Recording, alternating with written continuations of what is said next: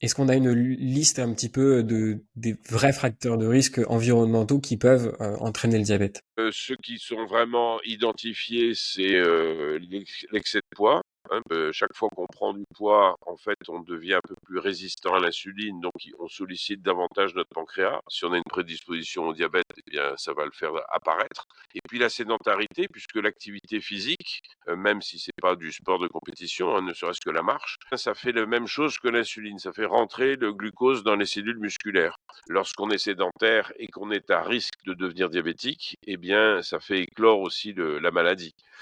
Si on n'a pas de facteur de risque particulier, on peut être en surpoids et sédentaire, ne jamais devenir diabétique. Il faut toujours qu'il y ait une composante de risque au départ. Il y a des gens qui sont très obèses, hein, qui font 200 kilos, et ils ne sont pas diabétiques, mais parce qu'ils n'ont pas de facteur de risque génétique. Donc, même quand ils prennent du poids, qui sollicitent leur pancréas, eh ils ont la capacité, leur pancréas a la capacité de produire plus d'insuline, et donc ils ne deviennent jamais diabétiques.